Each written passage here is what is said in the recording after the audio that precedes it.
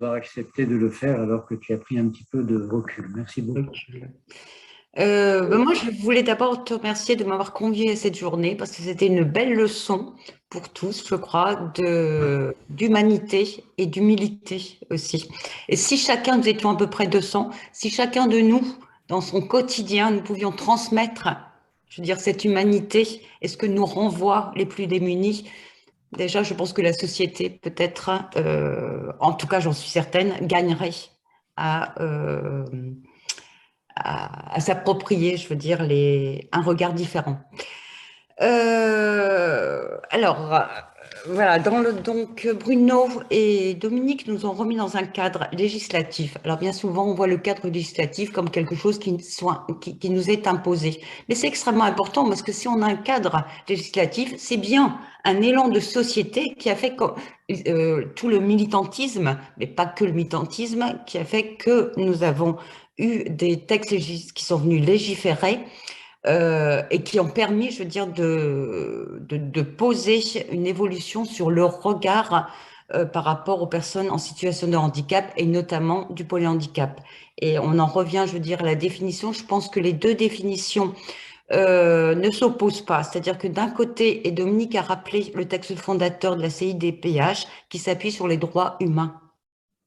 Et même si nous en sommes convaincus, mais en fait, l'enjeu, c'est la question de l'inclusion, c'est-à-dire c'est la question de demain. Aujourd'hui même, la société tout entière, si nous poursuivons, je pense que c'était les propos, je veux dire, de Joël Descas, nous parlons de personnes polyhandicapées, c'est une vision plus médicale, très française, et on pose le regard sur le polyhandicap, donc sur les déficiences. Alors que de rappeler que c'est une personne avant tout, ça change, je veux dire, le positionnement et les postures de chacun, et peut-être que ça fera évoluer le regard de la société sur ces personnes. Et puis les différents textes qui ont guidé effectivement en France toutes les évolutions. Dominique a rappelé aussi elle a, dans ses propos, précisé les objectifs et un certain nombre de conditions à respecter, qui sont, je la cite, hein, la question de la communication, de la santé, ce que rappelait aussi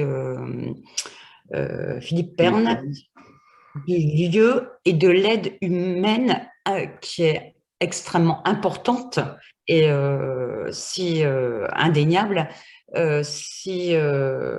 pour permettre et de créer les conditions pour l'apprentissage, la scolarisation des enfants polyhandicapés. Je ne reviendrai pas sur le témoignage des parents qui, je dirais, mais on voit bien qu'à travers ces témoignages, on voit bien toute l'évolution entre le pas possible, parce que le regard que je posais et puis les conditions n'étaient pas réunies pour croire en mon enfant comme un futur, je veux dire, quelqu'un en capacité d'apprendre. On voit bien toute l'évolution qui a fait qui a permis, je veux dire, de changer le regard et de s'appuyer, non pas on change de paradigme, on s'appuie plus sur, on reconnaît, je veux dire, les difficultés, mais on s'appuie, on reconnaît donc les capacités, donc on s'appuie sur les capacités. Et c'est fondamental parce que aussi bien les textes et toutes, je veux dire, les actions qui ont été menées ces dernières années, et grâce notamment au collectif Polyhandicap, au CESAP, à plein d'organisations, cette mobilisation citoyenne sur les conditions des personnes polyhandicapées a fait que aujourd'hui, nous sommes tous convaincus ici, et on voit bien, on l'a vu tout au long de cette journée, on n'a parlé que de capacités et que à aucun moment on a cité les incapacités. Ce qui ne veut pas dire on les nie, on s'appuie sur les capacités pour les développer. L'importance de l'observation, de la temporalité, ce qui a été dit très souvent. Prendre le temps, on voit bien que la temporalité n'est pas la même entre les institutions, entre l'organisation professionnelle aussi que ça demande, et puis la temporalité de la personne, et la temporalité aussi au niveau des familles. Le rythme, la question du rythme. Et puis, quelque chose d'extrêmement important, c'est la question de l'écosystème. L'écosystème, c'est l'environnement qui est déterminant dans le pouvoir d'agir des personnes en situation de polyhandicap. Affirmer le droit à la scolarisation, vous l'avez dit, Esther, je suis convaincue, et ça a été dit toute la journée, nous devons réaffirmer le droit à la scolarisation, qui prend des formes extrêmement différentes, parce que vous avez bien rappelé que derrière ce droit à la scolarisation, c'était le sens que l'on y mettait, et le sens par rapport aux jeunes, par rapport à la personne. Et donc, on revient toujours sur la question du sens avec une réflexion éthique indispensable, hein, qui nous permet, je veux dire, les uns et les autres, de prendre de la distance sur nos pratiques, qu'elles soient à la fois professionnelles ou parentales, et qui nous fait avancer dans ces regards croisés.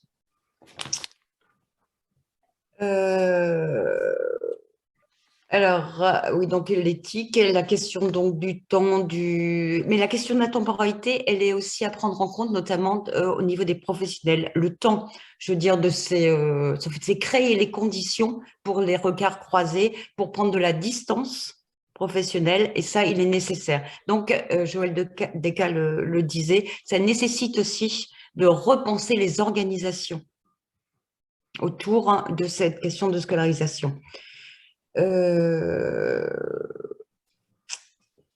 Ben, oui, on a été, c'est vrai que tu le rappelais, Hervé, pendant très longtemps, nous avons défendu l'idée, je veux dire, d'avoir je veux dire, des lieux dédiés aux personnes, aux enfants polyhandicapés, et que tout au long de la journée, on a entendu aussi l'intérêt pour le jeune, pour l'enfant, d'être, je veux dire, dans un milieu autre et pas uniquement entre pairs, bien que la question de entre pairs est extrêmement importante. Donc, c'est le juste équilibre entre la question, je veux dire, de la protection et de l'émancipation. Et donc, ce curseur, je reviens toujours à l'éthique, puisque ce curseur nécessite aussi une réflexion de prendre la distance, une réflexion éthique autour de, collectivement, sommes-nous capables tous ensemble de définir, je veux dire, un curseur qui va nous permettre de nous sécuriser les uns les autres, mais de sécuriser aussi le parcours de l'enfant polyhandicapé. La question des apprentissages, nous avons les témoignages de cet après-midi ont bien marqué, enfin ils ont été extrêmement impressionnants. J'étais très impressionnée par cette humilité et puis la revendication aussi de le droit à l'essai. Je tente, j'ai confiance, et la posture des professionnels, la posture des professionnels qui a une influence sur la posture parentale. Donc tout ça fait que l'écosystème est vraiment extrêmement important à penser, et de dédier aussi des instances dédiées, je veux dire, à cette prise de recul, je veux dire, à ce changement de posture qui fait que les uns et les autres, et collectivement, on va développer une éthique de la relation à l'autre basée sur la personne et le respect, c'est-à-dire je te considère comme mon égal, tu es en capacité, comme moi je suis en capacité, je suis là pour t'aider, mais toi tu vas m'apprendre. Et ça, je trouve ça génial, parce que on l'entend pour des personnes déficientes légères, mais je ne l'ai jamais entendu sur des personnes polyhandicapées, et bravo, bravo. Je suis une fervente, je suis même convaincue que c'est vraiment en se posant les questions sur les personnes les plus démunies, notamment sur le polyhandicap, que l'on fera avancer la cause et les pratiques des personnes démunies. L'apprentissage tactile, c'est-à-dire qu'il n'y a pas une forme d'apprentissage, il y a une multiplicité de formes d'apprentissage. Ne pas oublier que cet enfant, la relation étroite à l'autre, dans le toucher, dans l'interdépendance aussi, nécessite de réévaluer continuellement, je veux dire, cette prise de distance qui est nécessaire pour ne pas l'enfermer. Et on sait toute la complexité que ça demande au quotidien pour les équipes, mais aussi pour les parents. On a vu aussi que toutes ces, je veux dire, à travers tous les témoignages, hein, combien, enfin, l'importance du regard posé et que ça modifie aussi le regard des parents et de la famille en général sur le champ des possibles. Dire je crois et je sais que tu vas me montrer. Et puis, c'est pas la finalité qui est importante. C'est, il faut, enfin, c'est ce que j'ai entendu. La finalité, oui, peut-être qu'il saura lire, peut-être qu'il saura pas, mais au moins, je leur donnerai la possibilité d'expérimenter quelque chose. J'ai tellement pris de notes que je suis un petit peu, pourtant j'ai noté. Ah oui, on a entendu aussi des partenaires, l'importance du partenariat, et notamment les institutionnels. Et je voulais encore, ça a été dit notamment par Dominique, mais aussi par beaucoup d'intervenants, la dynamique qui s'est instaurée dans les Hauts-de-France, qui est historique d'ailleurs, bravo à l'ARP, hein, entre les institutionnels. On a bien vu que l'ARS, moi j'ai retenu aussi, bon, je le cite parce que je ne l'entends pas souvent sur la question du polyhandicap, mais là, c'est important de le... il soulevait le... il déplorait plus ou moins, je veux dire, le prisme médical au détriment de la considération humaine. Et c'est un petit peu ce que disait Joël Descas, mais en même temps, Philippe également, parce que connaissant Philippe, on sait très bien que le côté médical prend extrêmement d'importance et c'est vrai que pour avoir accès aux apprentissages, il faut être bien dans son corps, il ne faut pas être douloureux et que ce sont vraiment les conditions à respecter. Un partenariat fort entre l'importance du collectif, sans collectif, sans ce développement de cette intelligence collective, il n'y a pas de scolarisation possible, d'apprentissage possible, en tout cas dans le sens que l'on souhaite y mettre. Et puis, une chose aussi hein, qui semblait importante, c'est de multiplier les espaces qui soient dédiés au partenariat. Et ça aussi, la question de l'organisation, donc parce que ça bouscule l'organisation, ça bouscule aussi la façon, je veux dire, de travailler. Et aujourd'hui, on a vu aussi que c'était un petit peu, bon, l'éducation nationale nous a parlé d'instances, hein, notamment dans les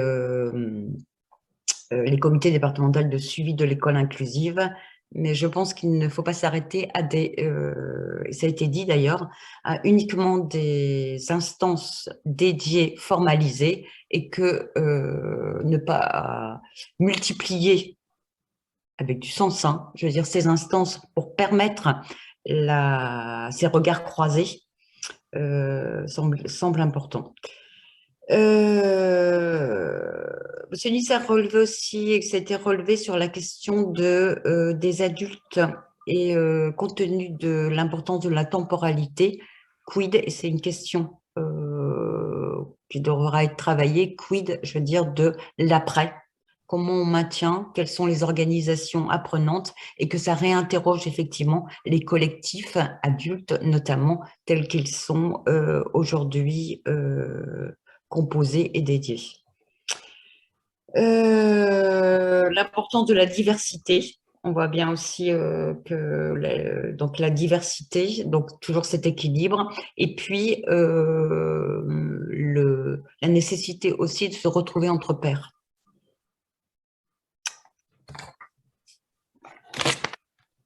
Alors, excusez-moi. Donc, en tout cas, ce qu'on peut retenir, c'est que toutes ces expériences nous montrent que tout le monde est gagnant là-dedans. et que c'est bénéfique pour tout le monde, qu'on soit parent, d'abord la personne, puisque le fait de se retrouver en situation d'expérimenter permet, je veux dire, de grandir, comme tout à chacun. Et donc, les enfants polyhandicapés ne sont pas exclus, je veux dire, de cette intention, je veux dire, et de cette volonté de grandir. Les professionnels, on voit bien aussi que les professionnels, les témoignages en sont l'exemple concret, qu'ils ont grandi dans leur pratique, dans leur posture. Ils ont appris à communiquer, je veux dire, autrement, à observer, à passer du sachant en tout cas, à réinterroger, je veux dire, cet équilibre du sachant-saché. Est-ce que je suis sachant? Est-ce que tu es le saché? Mais non, cet équilibre est extrêmement, donc réinterroger. Et puis, j'ai bien aimé aussi, je conclurai là-dedans, hein, c'est une phrase qui est apparue, c'est laissez-vous surprendre, laissez-vous vous bousculer. Et je pense que c'est ça, en fait, hein, si on retient quelque chose, et tous les témoignages en sont le reflet, c'est que vous avez accepté les uns et les autres de vous laisser bousculer dans vos postures, vos représentations, et vous n'avez pas, vous vous êtes laissé surprendre par les capacités, donc parce que vous avez cru en l'autre. Donc bravo à tous, et puis il suffit, je veux dire, que l'essai se transforme en galop, et puis on aura tout gagné. Merci beaucoup Corinne, pour cette synthèse riche, émaillée de pensées fortes. Et moi aussi, je reprendrai les mots par lesquels tu conclus. Laissez-vous surprendre, laissez-vous bousculer. Tu parlais du dynamisme des Hauts-de-France, mais je ne t'ai pas présenté avant de te donner la parole. Dans ce dynamisme des Hauts-de-France, tu y es pour beaucoup. Je rappelle que tu as été engagée, tu es maman, très engagée. Tu as été jusqu'à être la présidente de l'association des papillons blancs de Roubaix-Tourcoing et également très engagée sur le plan national à la vice-présidence de l'UNAPI. Je pense qu'on peut conclure cette journée. Je vous remercie toutes et tous. Je vous remercie tous ceux qui l'ont préparé, tous ceux qui sont intervenus, tous ceux qui l'ont suivi. C'est une journée qui nous laisse beaucoup de matériaux, si je puis dire, beaucoup de réflexions. Et bien, peut-être avec plaisir à la prochaine journée organisée par la RP. Merci encore à tous. Bonne soirée. Merci. Bonne soirée.